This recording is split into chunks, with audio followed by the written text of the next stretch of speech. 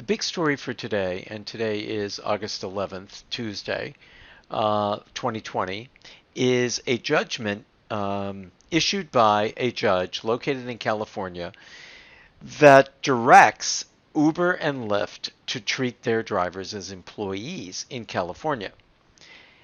This is a very, very big story on a couple of different levels. At one level, if you're an investor in Uber and Lyft, you've now seen a judge come down and challenge the fundamental premise of the business model for Uber and Lyft, which is predicated and based upon drivers working as independent contractors.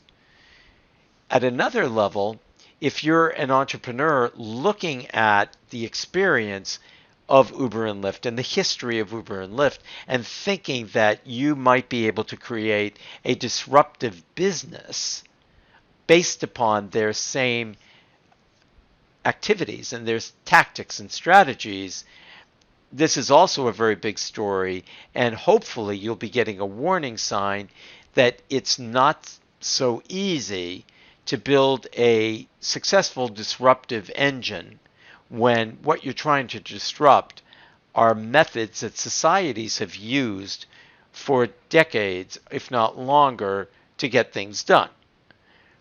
A lot of the notion of disruption and came from Dr. Clayton Christensen, who wrote a book called The Innovator's Dilemma.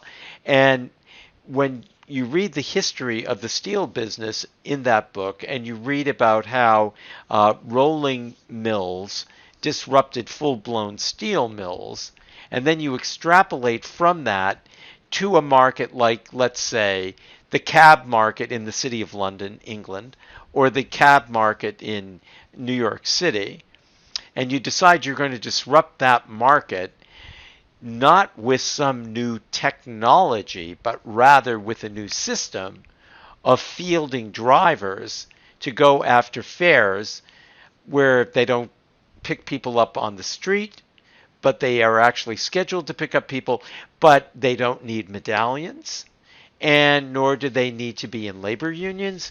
You're messing with fire. And if you're trying to create a business plan or a proposal for investment, your proposal should state as such that what you're about to try and do is extremely risky, really, really risky.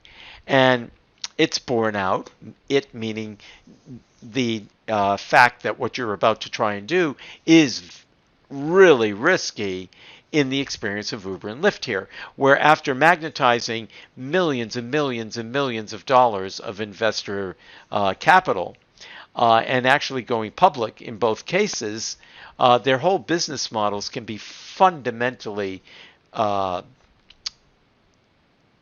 out the window if this judgment on the part of this judge from the state of California here in the U.S.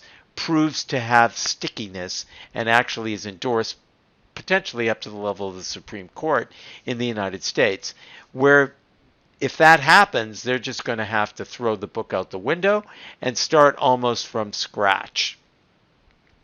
So the takeaway is we meaning IMB Enterprises Inc. My name is Ira Michael Blonder. I'm the founder and CEO of the company. We offer marketing and sales consulting services to early stage technology companies. We don't advocate this type of business model.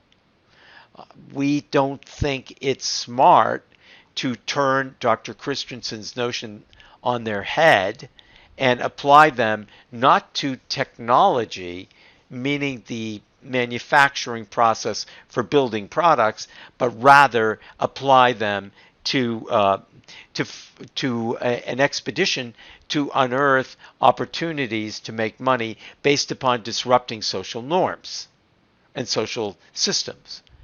So think long and hard about that. And if you are an early stage tech entrepreneur, you're heavy on engineering, not so heavy on marketing and sales, we can help you avoid potholes like this one, which might actually become a sinkhole, where not only do you lose a tire, but you lose the whole car. Again, my name is Ira Michael Blonder. I'm the CEO and founder of IMB Enterprises Incorporated.